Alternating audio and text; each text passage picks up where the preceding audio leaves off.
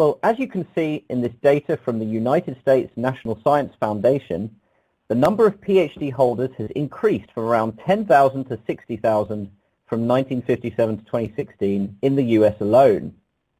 Moreover, as this data reveals from the World Economic Forum, the number of PhD holders from OECD countries has increased, in many cases almost doubled, from 1996 through to 2014. But this global trend has not necessarily come with a relative increase in research funding, as you can see on the graph here, which shows the G8's allocation of GDP to science research. And this has only slightly increased from 1996 to 2012.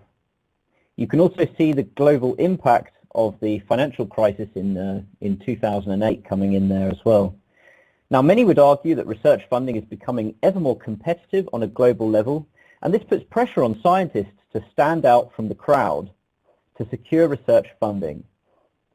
For many, selling science is at its core for the sake of advancing science in general, but being able to sell your science effectively and create a brand does help you to advance your career and to get noticed by funding agencies. And it's not just about enhancing your career. Getting yourself noticed will help the countries, the institutions, the universities, the research groups, and the individuals that supported you in your past to bolster their reputation and secure funding in the future as well. So, I've put together this webinar to disclose my 7 strategies to sell science and create a brand. As I take you through these, please be aware that although these have worked for me personally, they may not be suitable for everyone. Please don't take any of these as a hard and fast rule. They're simply guidelines for your consideration. So we'll start with the obvious ones that are part of scientists' core working objectives, and I'll give my personal take on these. Then we'll move on to perhaps less widely used but nonetheless effective approaches. And finally, we'll focus on social media and electronic resources. Let us start with the most obvious method, which is, of course, publishing. Now, this is expected of us as scientists and is especially important for young scientists starting their careers as a way to remain competitive while their academic and industrial networks are still developing, and before things like grants, awards, and fellowships come into play. Broadly speaking, there are 3 categories: journals, book chapters, and patents. Journals, which are arguably the most accessible and reach the greatest audience, are most important for academics. And lately, bibliometrics such as citations, impact factor, and H-index are becoming increasingly important to judge a researcher's quality and productivity. To my opinion, such metrics carry some importance, but they cannot recognize the specialization of certain research fields. So aerospace engineering, for example, has a lower impact factor than biology journals. It does also not reflect author contributions. Nonetheless, it's important to acknowledge that selection committees who award positions of employment or research funding don't necessarily have time to consider and weigh up all the details in as much detail or as fairly as we'd like, and that such metrics can be a quick and straightforward way to differentiate candidates. I think a lot of researchers get too hung up on the importance of these metrics, and they may experience feelings of inadequacy or stress when they compare themselves to their peers, even though such comparisons are invalid because research topics may be different. I do believe that for a given research field, for example, organic synthesis, generally the higher impact journals are guarded more fiercely by referees, and so breaking through to these journals can help to reflect your quality. Now, some academics prefer quantity over quality of publications, but for me, I'd rather have, for example, 1 strong JACS paper than 3 moderate impact papers. I won't talk too much on publications, but I'd just like to make a couple of suggestions that might help you grab the attention of more readers and which have worked for me. There are academics out there who are much stronger salespeople than myself. So I'd like to focus on the TOC, Table of Contents, which is, together with the title, the fast point of engagement for readers of the journal, or those who are scrolling through RSS feeds. In this example, I tried to keep the TOC as simple and accessible as possible to raise the most impact. I selected the most interesting looking substrate and the one that was done on the largest scale. Generally, I like to stick to a theme of showing new bonds formed in bold and by using colors.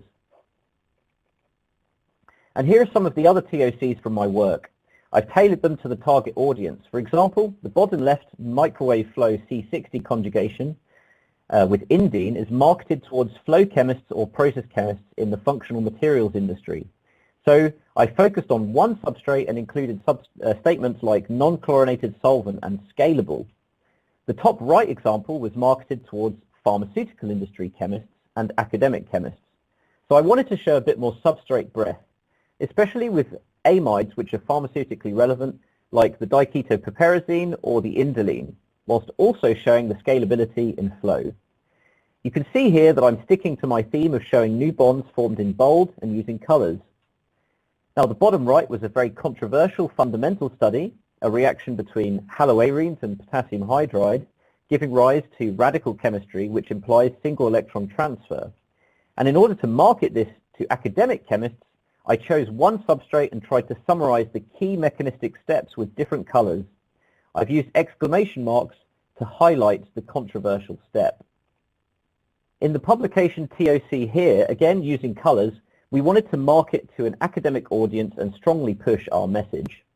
Now, many academics had been suggesting that this reagent, potassium tertiary butoxide, could donate single electrons to molecules like iodobenzene in the literature. But this was frankly nonsense, and we successfully rebutted this theory in our study, where we found that all the previously proposed evidence for that theory was instead consistent with another theory. So in order to raise impact and disruption, we used the red cross and the red color to dismiss this previous theory.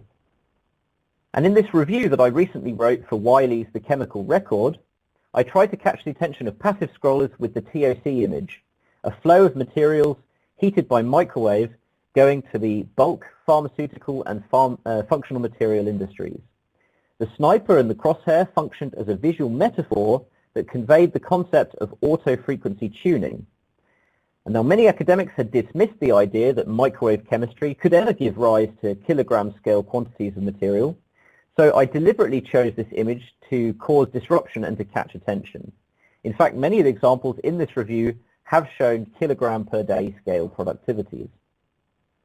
Number two is scientific conferences. Now, of course, presenting posters and talks at scientific conferences is part of your role as a researcher, and most of you will do this already. If you're presenting a poster, keep it light on the text. Few people have the patience to just stand there and read through text. Make it eye-catching with pictures and bullet points. I'll show an example of this on a subsequent slide. For visibility, it's always better to give a talk than a poster, to my opinion. For me, there isn't any silver bullet tip or advice that I can give you for conquering the apprehension and nerves that you might have walking onto a stage to present. People come up with all these bizarre suggestions like picturing the audience naked, but I'm afraid for the most part it's just a case of going up and getting on with it. The number of times I did it, the more natural it would feel. Oh, sorry. Here are some pictures of conferences in which I've participated which have had a competitive element. On the left is the 24th SCT Young Fellows Research Meeting in Paris. Sorry, this isn't working. On the left is the 24th SCT Young Fellow Research Meeting in Paris, where my talk was awarded the Taylor and Francis Prize for Chemistry. And on the top right is the 12th International Symposium on Organic Free Radicals in Shanghai, where my poster was awarded an Outstanding Poster Award from 64 international entries. On the bottom right is the UK's SCI Young Chemist in Industry Symposium, where my talk won runner-up prize from 8 entries. I do strongly encourage you to apply for these types of competitions. At the start, I was strongly encouraged to apply by my supervisors and mentors.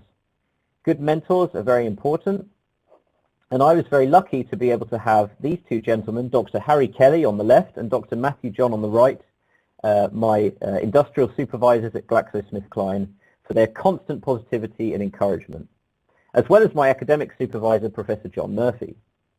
But after a while, I began to build the courage and initiative to apply for these competitions myself, and the application processes became more natural. I think many researchers doubt themselves that they're worthy of such accolades or even applying to such competitions. Imposter syndrome is a psychological pattern when an individual doubts their accomplishments and has a persistent internalized fear of being exposed as a fraud. I've often doubted myself and thought myself inadequate as a researcher, and I'll admit that occasionally I still do. Now, as researchers, we're raised with a critical mindset, and it does often turn on ourselves. We often become our own worst critics. I find that it helps a lot to write down your accomplishments on paper, and if possible, in a positive light. Even if you didn't come out on top, you can write, I was selected to attend competition X, or I was shortlisted for Y. You'll return to read it again and start to see it as a success instead of a failure. So when your paper or grant gets rejected, you can return to the bit of paper and recall where you did succeed in the past and find motivation.